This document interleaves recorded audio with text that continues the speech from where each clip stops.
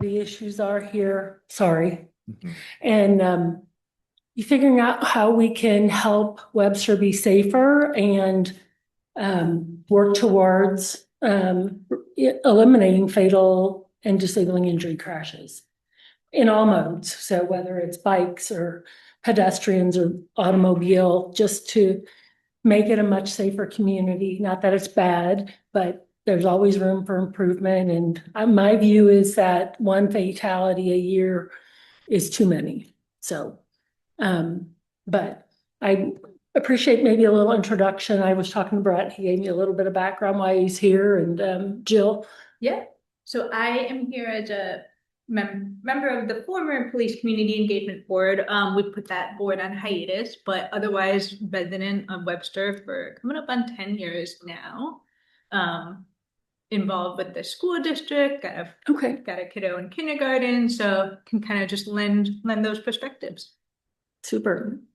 I'm Jamie Hessemeyer. I'm counsel, but prior to that, I was the chair for the Sustainability Commission on the Sustainability Commission as a member for quite some time. So this is really an important topic. And so I'm thrilled to be participating. Great. All right. And I'm Paul. I'm with Public Works. I myself also started at MoDOT when I first got out of school. I'm a civil engineer by the degree as well. I grew up in the city of Webster Grove, so mom and dad still live here and went to Avery, graduated from high school in 2013. So I've been working with Public Works since 2021. Started with the SS4A grant when that was being initiated. So here we are. Awesome. All right. Go ahead if you want to give a little. Brett Weesey, resident Webster. Primarily here because I have little kids that will soon be walking to school, and I'm interested in seeing their safety improve. Outside of this, I'm a mechanical engineer by degree, and excited to see what we can do. Super. So our agenda today. Oh, super. Okay. You want to? David Hill, Eric Tolman, Eric Weimer, would you guys like to introduce yourself? Thank you. I can barely hear you, but I'm Eric Weimer. I am the assistant police chief, and this kind of relates to one of my duties, which is the liaison of the traffic advisory board. And as that, I field a lot of the community complaints in regard to traffic issues. So this ties in with SS4A, and some of the projects that you're working on are typically complaints that I receive in the community in those areas. So I'm excited to see these projects get put into play. Great. Thanks, Eric. My name's Eric Tolman, the other Eric. I'm on the liaison for the Traffic Advisory Committee. Great. I think I met you last month. Great. Is David on? He's muted right now. Yeah, I'm David Okay. Heil. I'm the director of public safety here at Webster University. So being a larger entity inside the city, we're here to do whatever we can do to help, and any advice, and we're here. Great. Thank you so much. So today we're just going to talk about safety action plan update and where we are. We want to get some input from you for some of the formatting we're working on for the safety action plan and how best to represent some of the information and convey it to the public and the rest of staff and council. And then a little bit of an update on community engagement, talk about our timeline and where we are. And first thing I want to talk about is meeting frequency. I know it's been since April, I understand, since we've met, but wanted to kind of move to quarterly right now. We have a lot going on, but we don't have any deliverables to bring forward until probably February for the draft safety action plan. And April-ish, we're hoping we'll get our environmental clearance for the demonstration projects.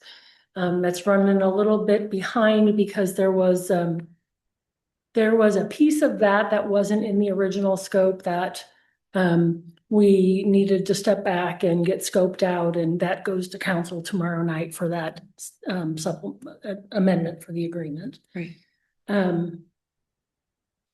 So just to update on the status of work, we're working on the safety action plan. We have met with our consultant to talk about strategies moving forward to really get into what we do, how we do it, and what the impact of it can be. So we're going to go through some of those. On the environmental side, we've been doing some follow-up to comments we received from Federal Highway Administration and what we also offered from the city to the consultant. So cleaning that up and then getting ready to start working on the what we call preliminary engineering. So probably up to about 30% plans for the pieces of the demonstration projects that need plans. Some of them are, on a plan sheet, we're marking like where the speed humps will go. But that doesn't take like engineering to put up a pole or Pretty straightforward. show what the ground disturbance is or anything. So something from very simple to a little more in-depth where we need it. So everything seems to be going well, getting good identification of what some of the issues are from the consultant and from the data. So we want to go into, so we kind of talked a little bit about that, but does anybody have anything to offer for how your commission or employer board meshes, overlaps with this? Intersects. Will some of these issues be brought to the boards and commissions to discuss? Or will you be reaching out to specific boards and commissions, or just depending on the liaison who is part of the task force to share that information with the boards and commissions? Yeah. Especially obviously those that are most related to. Right. Yeah. Yeah. So like TAC is most Mhm. aligned. Yeah, thank you. Aligned with what we're doing. I sat in that meeting last month and I'm like, oh, these are all things that, are part of what we're working on with the safety action plan and the data analysis. So yes, there will be information available. If reaching out and specifically me or Sean or somebody else from the team coming to any of those commission or board meetings, we would be happy to do that Okay. if that's desired. But at least the TAC. And then I know the community engagement board, how we talk to you all about, and that, sorry, how we relay information. Mhm. I mean, that's one of the things that's, I think is most important as we get into the data and the results and how we actionably take care of all of this and really put stuff on the ground to make a difference in how crashes have happened in the past, how we respond to them, and just make it safer overall for people. Great, thank you. Yeah, sure. And I think all of the boards and commissions were getting a somewhat regular update from the task force, just sent through email from Katie generally to at least maybe the chairs and vice chairs. So that was very helpful. Okay. David Brookles, I'm the deputy city manager. I'm just gonna jump in real quick. Also, there are other channels that we communicate by way, whether it's through Sean sending out a monthly update, or Dr. Peoples or myself emailing as necessary, or talking, say, at city council meetings or at a work session. Yeah, we definitely want to keep everybody abreast of where we are in terms of the process. Great, thank you very much, David. Thank you. Okay. So community engagement, some of the information I was given when I started, because I missed the public engagement piece by a week. There were some things that were needing follow-up. So I've reached out to Hickson and I've reached out to the high school, and I'm waiting to hear back from them to set up a time at the high school to go at lunch periods and do a tabling effort to share information, to hear what's important to students, especially young drivers or kids that might ride their bikes or walk to school, to see what's important to them as far as safety is concerned, and how they feel like they might be able to impact and make a difference. Middle school is a little different. We're looking at going into a period they have right after lunch that everybody goes through. Statement time. Thank you. Mhm. Yes, I was gonna say, yeah, statehood, but I think Yeah. that's A right. little bit since I was there. A little bit. You have to. Mhm. Yeah, so Statesman. Statesman. Yeah, it's the. Okay, That's it's like, that. Statesmen and pioneers, baby. Yeah. okay. But to talk, same as like at the high school, to talk about, what's important to them, how they feel Soundboard. on a bicycle or on foot. Cause I know as I drive to work, I come in from Barry and Kirkham, because I'm coming from West County, but I see lots of activity on the streets. Mhm. Some of it's probably Kirkwood School, some of it's probably Webster, but just, I see a lot of bikes, a lot of on foot, I see scooters, I see a little bit of everything. So to hear how those kids feel on the streets and on the sidewalks, and how do they feel safe, or what do they think could be done differently? Can I ask a question, You Jill, can. please? There, at Hickson, they also have a sustainability class, and he has 7th and 8th graders and 6th graders. I'm actually going to talk with them tomorrow, but that's also like a really great audience whose kind of ear might be a little tuned to, some Might get some safety feedback. and some like, how road safety plays into sustainability and that sort of thing.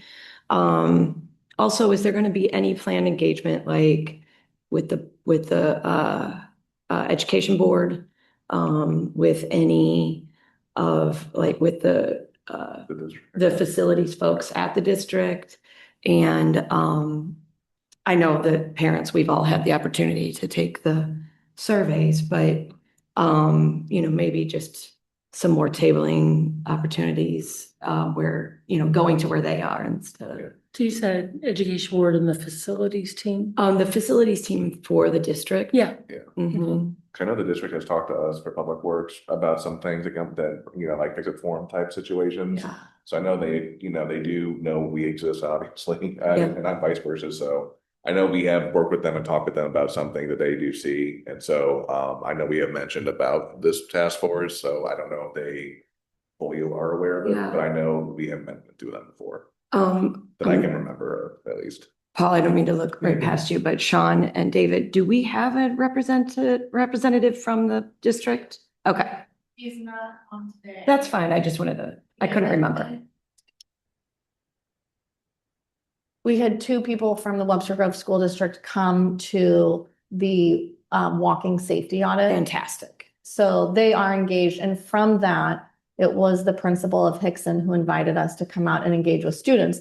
Now, that's slightly different than the facilities team, but we do have connections to the school district. Oh, But we have not talked to the facilities team as of yet. Okay.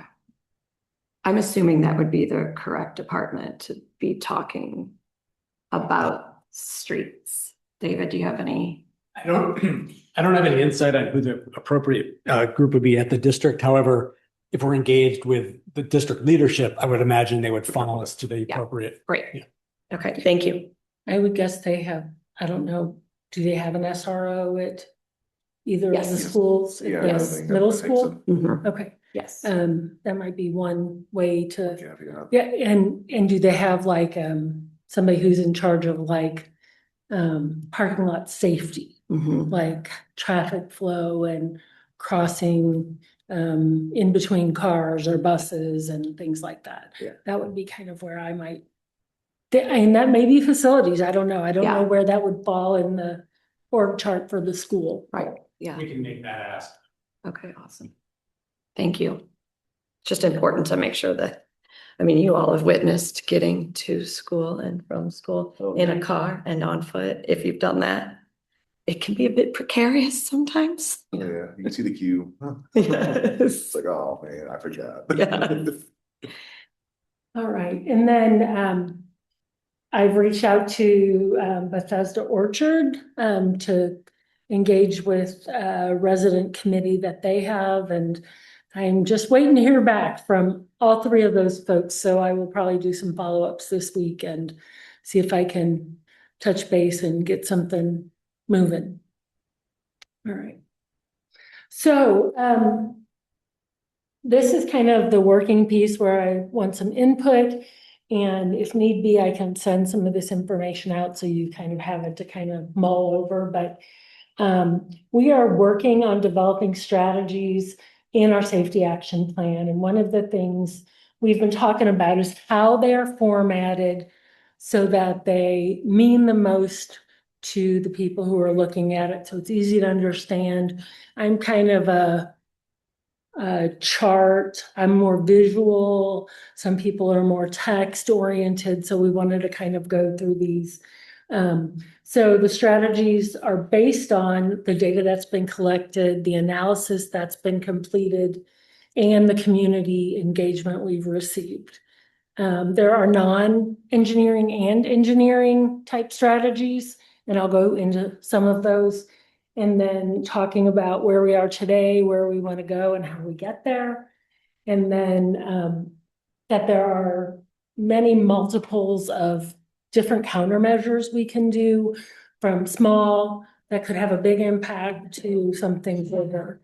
So let's roll into, so this is a chart, visual that came from the Osceola County, Florida safety action plan, but this really is an outline of what's called the Safe Streets approach. It's these 5 categories, and all of the different strategies should fall within those categories. So safe people, just making sure the information gets out to them, social marketing, enforcement, safer speeds. There's a huge difference in the impact on a vehicle, on a person, whether you're going 20 miles an hour or 30. It's incredible what that little difference in speed makes. So speed, limit setting, high visibility enforcement. I know automated enforcement in Missouri is not a big thing, a thing that's the state is a big fan of, but I think it has its place, but that's not here or there. But speed setting is really something that's everybody that's been involved in Vision Zero and reducing fatals and disabling injuries has learned that speed is really one of the key factors. Safe vehicles. I don't know who drives a newer vehicle, who drives an older one, but there's lots of technology in cars today. I don't really like the lane reminder in my car because it becomes a game for me. Okay, it's green if you're in the right spot. And then if you're just a little off, it's white, and then it gets orange. So my game is like to try, can I keep it green? I'm like, it's too distracting, I'm turning it off. So all the different things in vehicles. Safe roads is pretty much the, the engineering piece, improving the data sharing on how things are on the road and crashes, piloting projects, and then what we learn from piloting projects to doing full implementation, road maintenance. So how taking care of the road impacts drivers, whether it's a motorcycle and I hit just a small pothole, or my son had a motorcycle accident and he was not speeding. The policeman saw the accident, but he was driving and was on a slight curve, and it had rained the day before, and there was gravel all across the road. And he didn't know it, and he just laid down the bike and was hurt with road rash, but that was all, so that was good.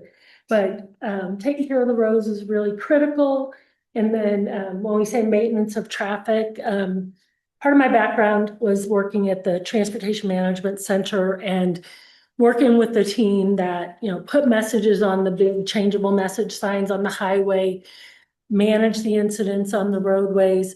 So managing traffic and responding to incidents as fast as you can and getting things to the shoulder makes a huge difference in the queues and the delays that come. So taking care of traffic, and then policies and standards, if standards need to change, if policies need to be upgraded.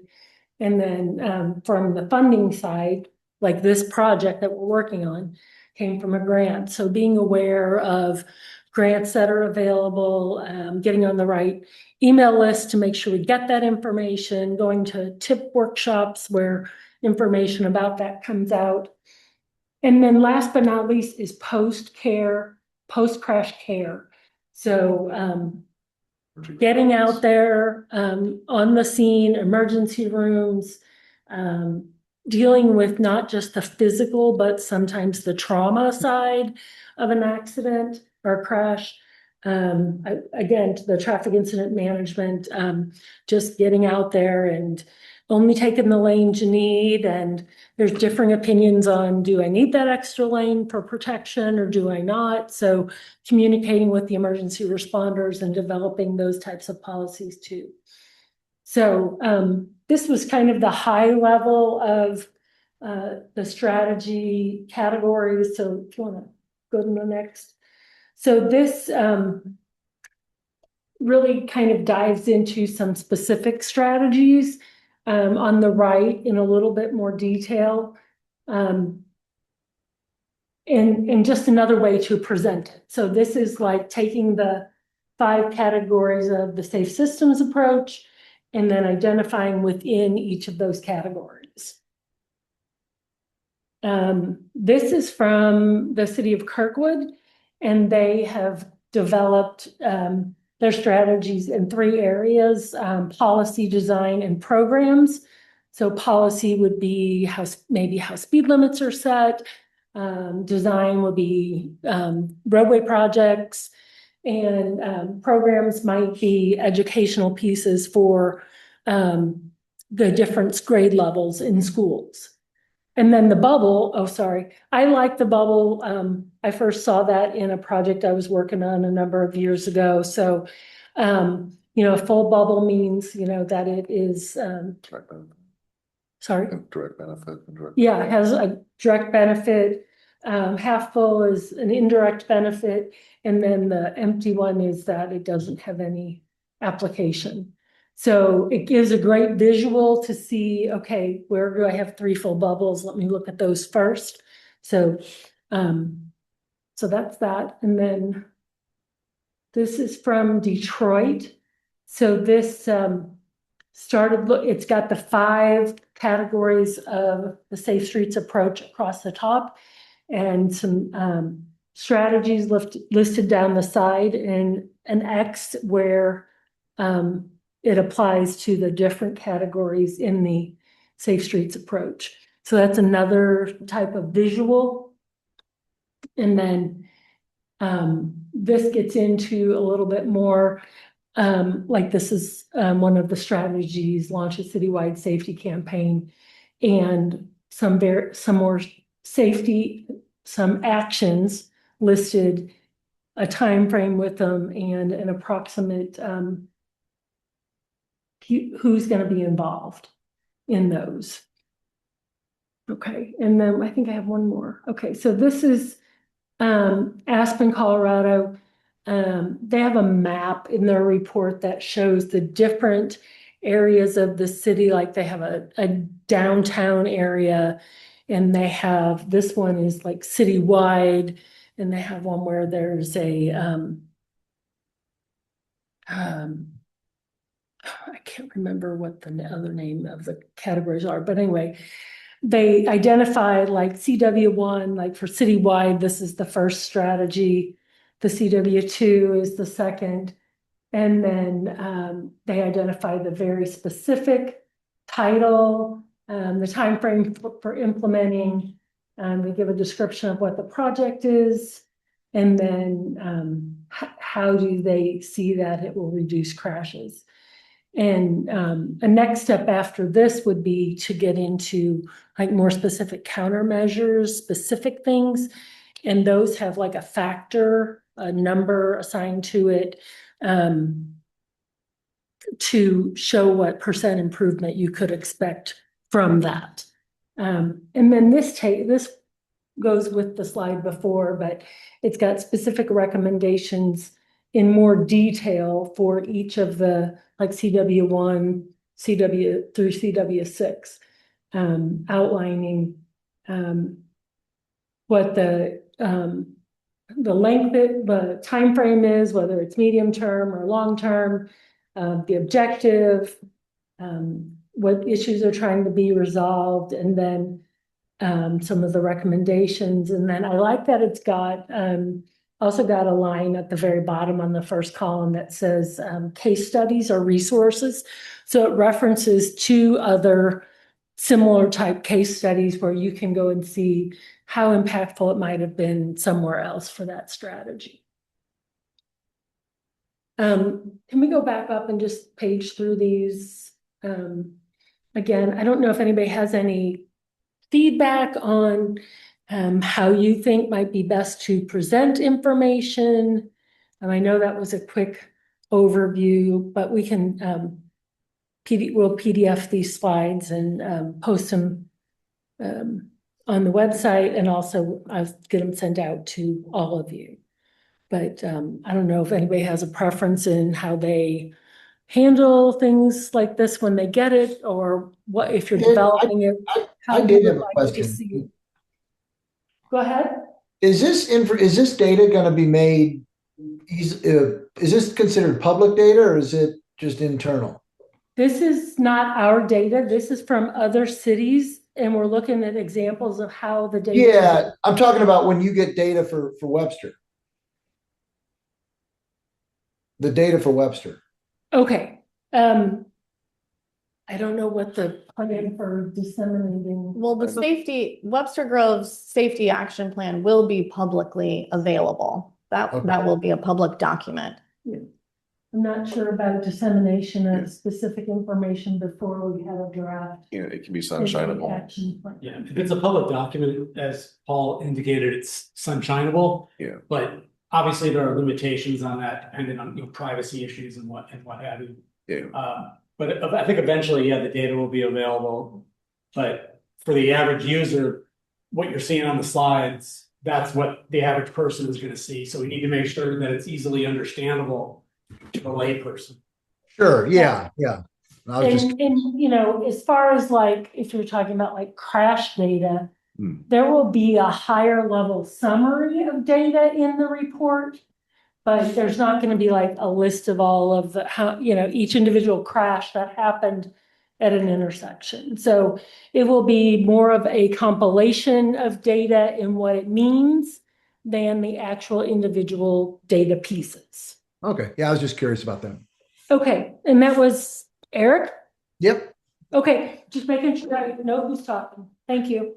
I was going to ask maybe a similar question in the, the primary audience of this. Is it our community members or the action plan specifically for the folks reviewing, like the grant folks that are getting this, if that makes sense, like whatever the regulator, whoever. Yes, and yes, yes. I was just going to say, Okay. yes, it's for everybody. It's for everybody. Okay. That we as the grant team and as the city have accountability to the residents, to the businesses, to the schools. It's also so that we have information to share with the city, so the city leaders, so that they know what the issues in the city are and what kind of actionable steps there are to take to improve that. It may get involved in, Public Works working with us and identifying a project that we want to do and how we could put together an application to submit to East West Gateway for funding, and then looking at what the city match for that would be. The other thing is, there are implementation grants for SS4A. So looking at what kind of projects could come out of this after we do the demonstration projects, roll the results of that back into the safety action plan, and then share that information with council, with staff, to look at what we can develop into Full-time facilitation essentially. implement projects that we could. It helps Yeah. tell a story to everybody, but also, as Gene was saying, when we apply for grants, whether it's a implementation grant or just a standard tip grant through East West Gateway, when you have it in writing as part of your application, you score better. Yeah, so this document has to do a lot for a lot of different Yeah. reasons. Right. There's a lot of obvious. Yeah. My feedback was gonna be the one, whether it's Kirkwood, Circles, this one's okay. The circles seems to be most user friendly, like more simple. Yeah. And it probably goes back to the idea of just the visualization component. Like I like how this is set up. Some of the others felt too detailed, but that might be necessary given who our audiences are. Yeah, and like this, there are other pieces that come after it that dig more into That's where you get more detail. those different pieces. Yeah, I think this is great for like average community member, quickly want to see what are we talking about here, and then get into the details. Yeah. I'd agree. Okay. Brett, any thoughts? Yeah, not yet. Okay. Jean, sorry, I do like, Sean, if you could go back a couple of slides, please. Or maybe the one that had like the little boxes broken out with the safer. That one up. Yeah, that one I think is also important, and could be beneficial if you're. I think one of the things I like about this is that it helps, I think it helps me understand that we can't have everything lumped in one category. Those are the things that, the professionals with lots of input have determined make up the safe system approach. And we want to make sure we're targeting things in each of those areas. Anybody on the phone have any thoughts?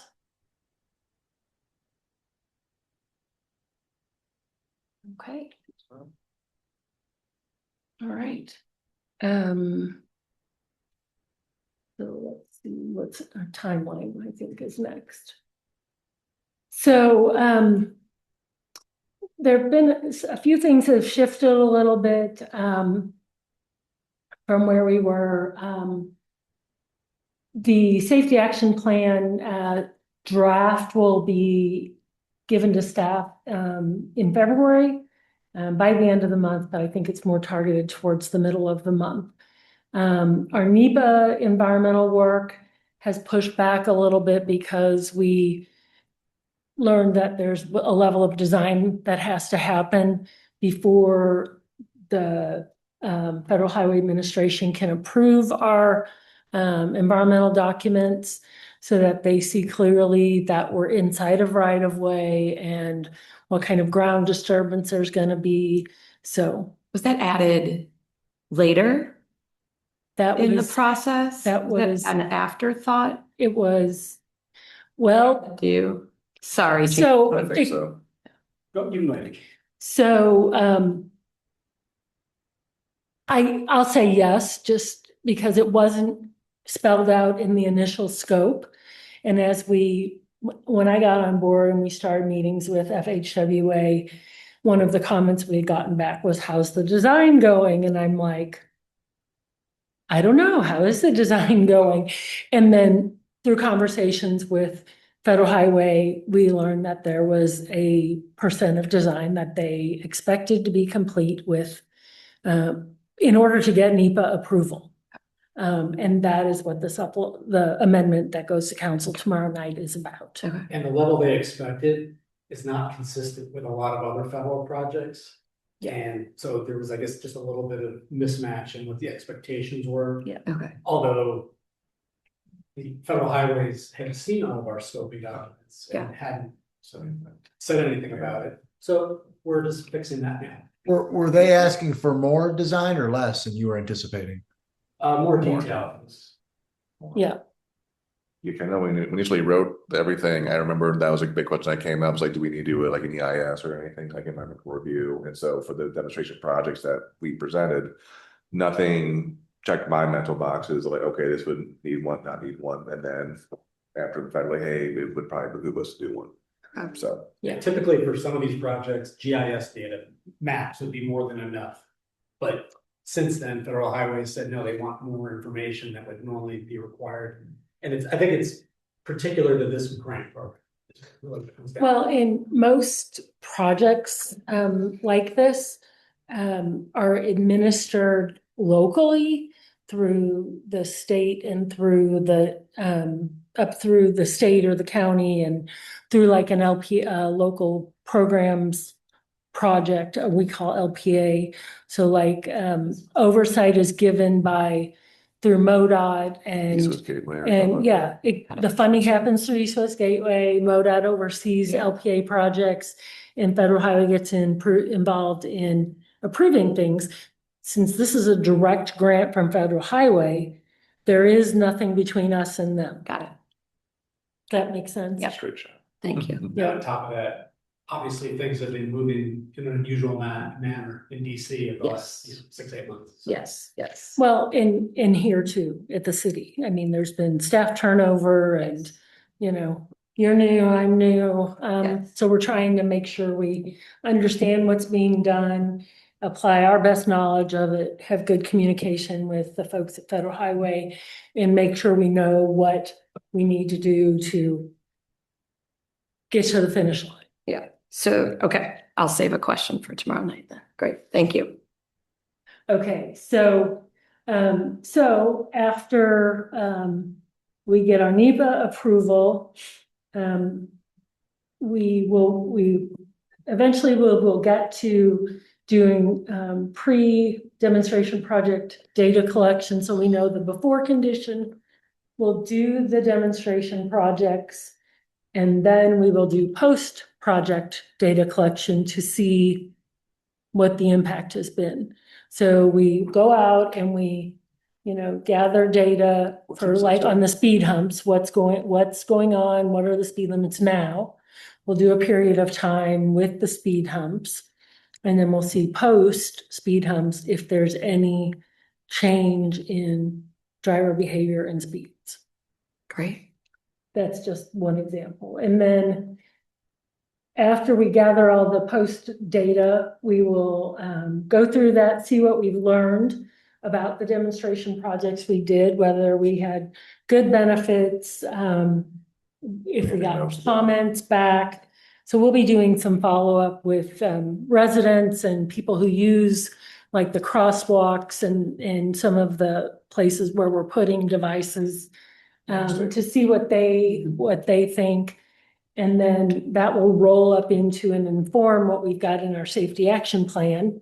And then we'll move into a final safety action plan and presenting that, hopefully getting good feedback along the way and adoption by council. And then our end target is by June 30th, 2028, having our final approved implementable report to Federal Highway. And none of the issues with getting NEPA done has affected the overall schedule. No. Okay, that's important. There's a lot of space in there for things to move around. So We have some wiggle room. Okay. yeah. So all right. So I have a question. Yeah. So if you can go back, so if this timeline was included in the communication package to the community, like it would seem to me that we're missing a few items on the bottom. So like, the way I would read this would be that the deliverable of the team is to publish a report and send it to DOT. And to the community, that's not a win. Like people getting in a room and collecting data and writing a report is like not a win for the community until we do a project. So And I think that we need to clearly articulate the path to a project. Like people need to understand what are the steps from today to construction crew. And I think unless we can articulate that, we're not going to get a lot of really excited folks. Yeah. So, so we have two things going on concurrently, the development of the safety action plan and the demonstration projects. The real thing we're trying to develop here, that's the end goal target, is the safety action plan, because that will guide everything else we do and support our efforts to get funding for specific projects. So in my eyes, the order of anything in SS4A would be safety action plan, demonstration projects, implementation of long-term projects. So we're kind of, doing two things concurrently. Whether it's good or bad, it doesn't really matter. That's where we are and that's what we're doing. But I think there's been some misconception that the demonstration projects is the big thing in the win, when the safety action plan is really what we need. and to your point, Brett, once we have that safety action plan, maybe we do need to tell the story of what that gives us, how that can take us to the next phase of seeking funds for implementation for the permanent projects. And that's what we need to tell people, because like people are not interested if we charter a committee and write a report. Like frankly, they're not. They're interested in executing projects that make their kids and themselves walk and drive to work and school safer. And a report doesn't do that until we put a shovel in the ground. And I think that's a fair observation, Brett, because these projects, the timeline is excruciatingly slow. So to help manage expectations for the public, I think is really, it's crucial. Because we don't want to lose their interest, and their input is valuable, and we're not ignoring you. Like, this is a slow process by design, unfortunately. But yeah, I think that's an important way to, like, if the reality is clarify. like 2030 before putting a shovel in the ground, like we should say that out loud. Mhm. Sure. And because there are a handful of things that have been escalated, and some of the response to community members have been like, oh, hey, we've got this SS4A grant, like we have a team, we're working on it. And so I think that if we don't show the path of our work to a project, then people are going to lose efficacy in what it is we're doing here. I think you got to be careful though, because the project between that, our product right now for this phase of the grant is the report, and a lot could change. We can't guarantee if we're even going to get the funding for the projects, or what those projects are going to look like after the case. You don't want to overpromise or say you're going to do something and then have it change. That'll be more confusing. I agree 100% with what you're saying, by the way. And I struggled with this initially a year ago, that the product is not the actual projects. The product is the safety action plan. And that is fine for those who have a nuanced understanding and who sat through a few of these meetings. To a community member, producing a report is not of any value.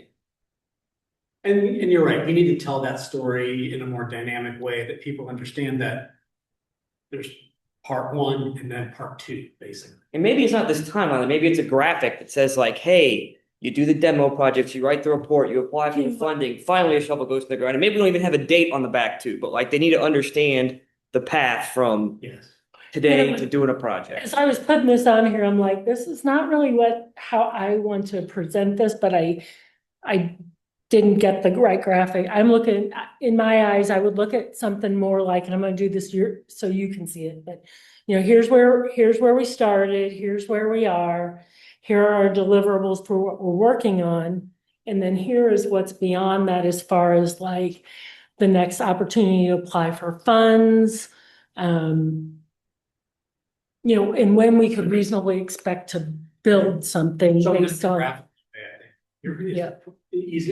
Easier to communicate, easier to understand. And I think it's okay to be ambiguous on dates we don't know, right? Like we shouldn't commit to a date that we don't know, but like we can say like these are the steps after this. Right. Absolutely.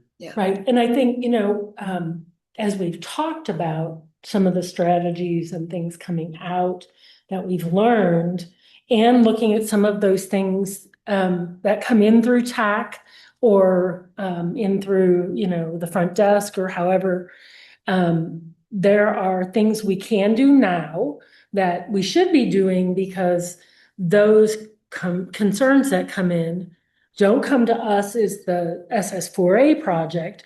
There's still things like a tree needs to be cut back that goes to Public Works. Striping needs to be refreshed because people can't see it. But we also see some policies that could potentially be recommended that we develop out of this, like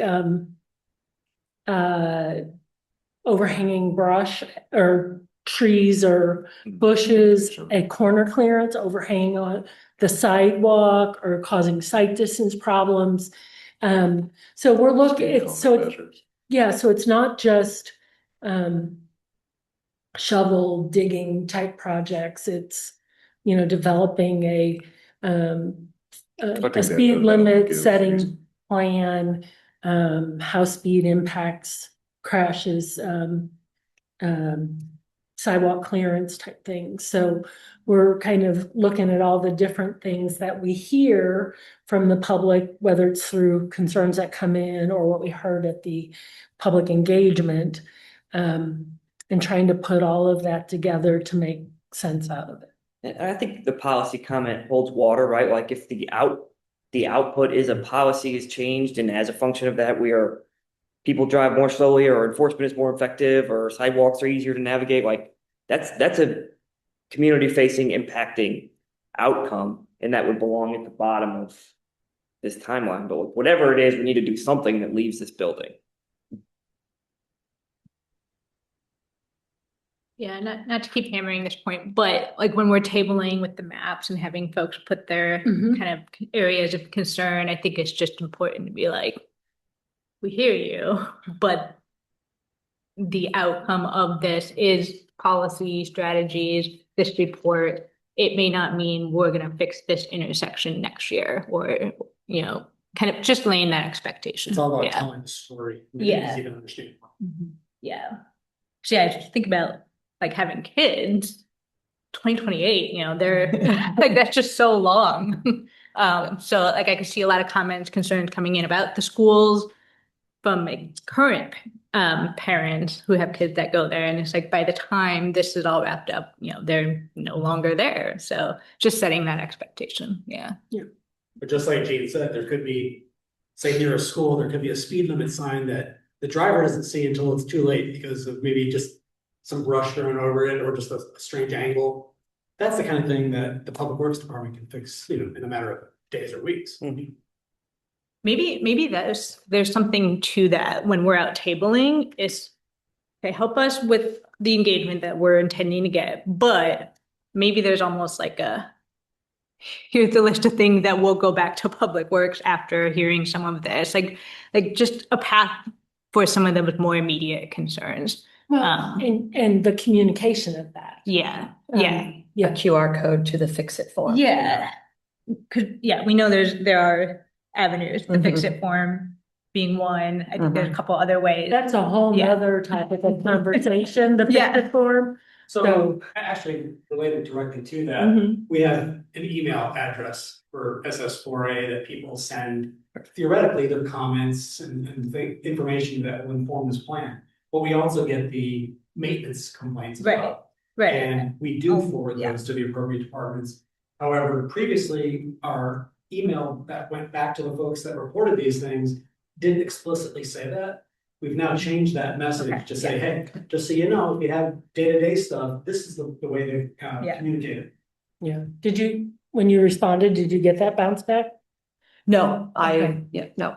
Okay, because we've got an automated message that goes back that says, if you're giving feedback for the project, thank you so much, and we are noting that for inclusion.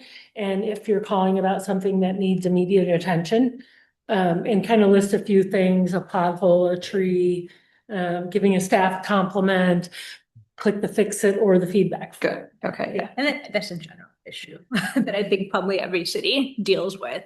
Because we still have our PCB form up, and just today we got one that was very much traffic, public works related, which almost all of our responses have been. So yeah, communication is hard. It is. It is, but it's so critical. It is. Yeah. Okay. I know we're right on almost noon, so is there one more? Okay, so this just is, you guys have seen this before. It's just a summary of what our demonstration projects look like. Speed humps, coordinated signal timing along Elm, from Kirkham to Big Bend. Adaptive variable speed limit signs on 3 specific streets. Implementation of a multi-use path between Lockwood and Kirkham on Elm. In-row warning lights, which are lights that go in the pavement at the crosswalks that notify people. Yeah. I think they can see up to like 2/3 of a mile away, be seen at least 2/3 of a mile away. And then a pedestrian hybrid beacon that will go in on South Brentwood near Kirkham Industrial Court. I will say the inward warning lights, we would be the first entity to implement those in Missouri, I believe. I don't think anyone else has done those. Nice. Very cool. Yeah. And everybody needs to bear in mind, you all know this, but since we're broadcasting it, these are demonstration projects. Some of them are gonna be up there for 2 weeks and then they're gonna go away. Some will be there longer. But we need the feedback from folks to best understand how effective they are, just what people think of them. Yeah, so we've been talking about like the pedestrian hybrid beacon that's going in. How do we get feedback from people about crossing? How does traffic behave when you push the button so you can cross? So we've talked about putting up a QR code on the post next to them Got it. to be able to have them say, hey, while you're crossing, or not while you're crossing, but and let us know how this went for you. Yeah. So we're trying to figure that out with how we get that feedback for all the different projects. And yard signs, I hope, near the projects, because we can hit every communication pathway that we can think of from this building, but we're not gonna reach everyone, and so. Yes, I've heard great stories about yard signs. So we're lucky to have 2 communications professionals working with us. Of course, there's Sean, who she works 20 hours a week on this project, but we also have Jordan Rose, that works for the city as a whole. And I think between those 2, I think we can get a good communications strategy. Brilliant. Thank you. Okay. And that was just a map of the demonstration projects. So and the next one, yeah. So I'd like to propose our next meeting. It's 3 months minus a week from today. Because 3 months from today would put us at a holiday. So I'll send that out or if you all can let me know, does that work for you? I know it's kind of far out to say, oh, I do or don't have a conflict, and then we're gonna try to get on like I had said earlier, quarterly for meetings right now. And then if we end up down the road and say 9 months, a year, need to meet monthly again, we can do that. Wonderful. Hey, Gene, I have a question before we end, if that's Sure. okay. It's Weimer, by the way. I've learned your voice. For the speed humps, most cities have a speed hump policy, and we have 8 demonstration projects. And my concern is that people will see these and want them in residential neighborhoods and things. And I think that that can be concerning. There's a bunch of different unintended consequences with speed humps. Oh yeah. And I don't like if that's something we're gonna pursue in an implementation grant. I think that there probably should be some policy development behind that so that we can Absolutely. And that's something that can be discussed in the comprehensive safety action plan as well, that a policy will be necessary prior to, implementing these citywide.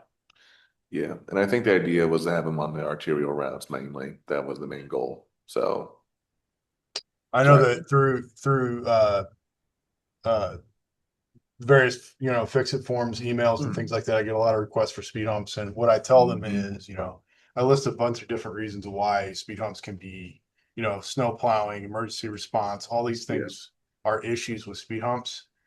And so I tell them we don't have a policy, so we don't really institute those. But if they see those around the town, I think they're gonna start wanting more in ramp back residential up. areas. Yep. Yeah, thank you. Yeah, that was one of the things I had thought of early on was, the need for policies for some of the things that we're demonstrating, so. Okay, anything else from anybody? All right, thank you so much, and I will definitely be in contact. Appreciate it. Thank you. Jane.